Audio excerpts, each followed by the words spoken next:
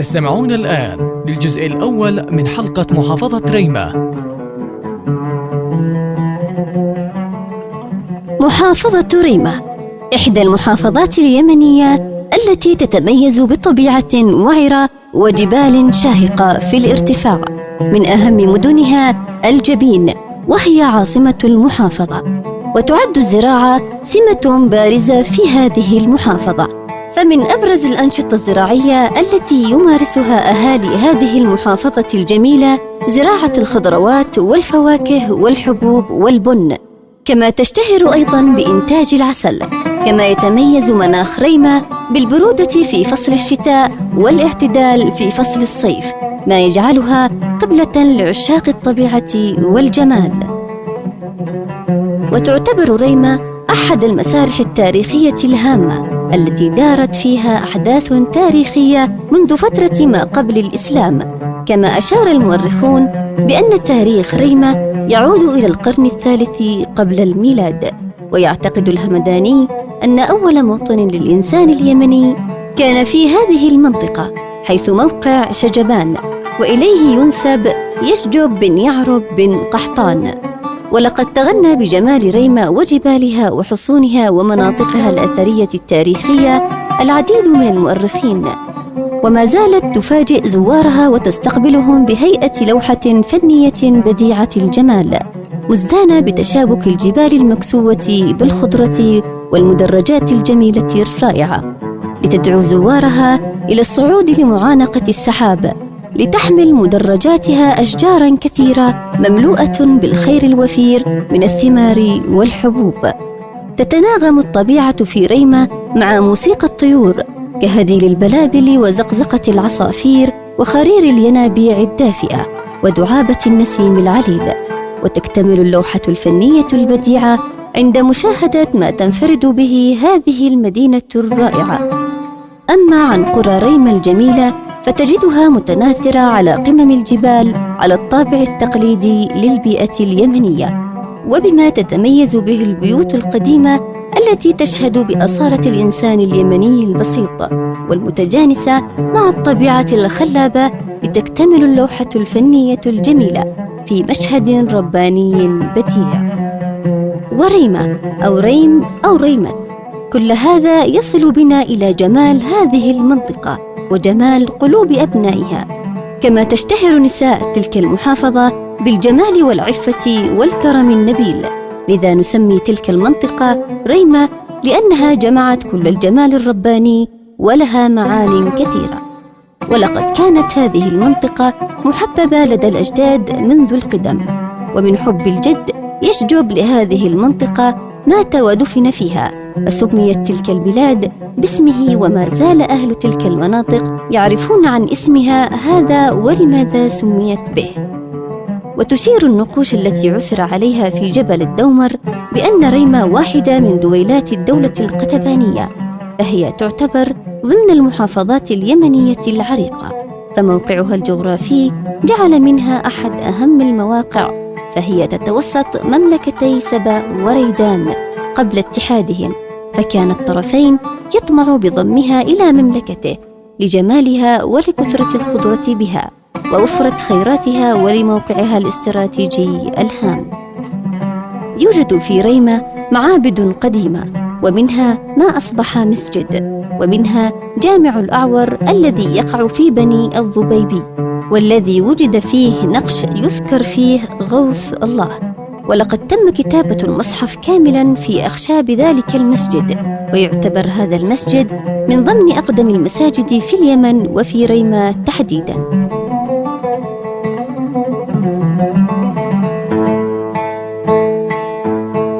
كما يوجد في محافظة ريمة موقع أثري أو قرية أثرية تسمى الحريوة، ولهذا الاسم معاني كبيرة، ومعنى اسم الحريوة العروسة. كما يوجد أيضاً في ريمة العديد من الحصون التي تعود إلى ما قبل الإسلام، والتي تم تطويرها في بداية العصر الإسلامي. كما تشتهر ريمة بالجبال الشاهقة التي تعانق السحاب، ووجدت مع هذه الجبال الحكمة التي تقول: الحاجة أم الاختراع. ووجدت معها المعاناة لأهاليها في حمل الاحتياجات على ظهور الحمير لمسافات بعيدة ودفع مبالغ كبيرة. المعاناة التي جعلت أحد المواطنين يستحدث ابتكار مصعد لنقل احتياجات المواطنين كأول تلغراف يشهد به الإنسان اليمني. هذا الابتكار المطور مكون من إمكانيات بسيطة، ويعد مصعداً ميكانيكياً يتألف من سيارة قديمة وحبال حديدية ممدودة من رأس الجبل إلى أسفله لمسافة تصل إلى 1000 متر تقريباً، ليحمل الناس أغراضهم الثقيلة التي تحتاج لوسائل نقل صعوداً وهبوطاً على طول هذا الجبل فوق عربة حديدية معلقة على طول الجبال الحديدية.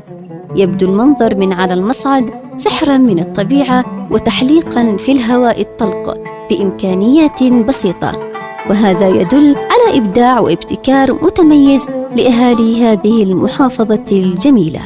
وفي ريمة توجد العديد من أهم المساجد التاريخية، والذي قيل أن بعضها شيدت على معابد، منها الجامع الكبير في الجبين، يعود تاريخ بنائه إلى القرن 19 ميلادي. توجد به مكتبة تشتمل على عدد من مخطوطات القرآن الكريم والأحاديث النبوية، والتي يزيد عددها عن 60 مخطوطة. وجامع رباط النهاري يعود تاريخ بنائه إلى القرن 11 الهجري، ولا يزال يحافظ على فنه المعماري، وأجمل ما يميزه قببه ومأذنته الجميلة المزخرفة بألوان زاهية.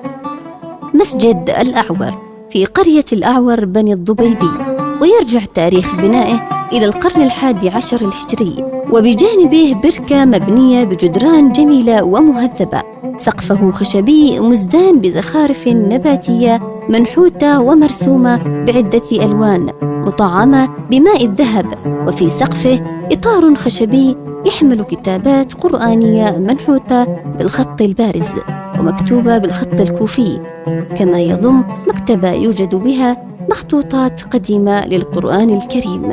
ولا يزال المسجد محافظاً على فنه المعماري القديم.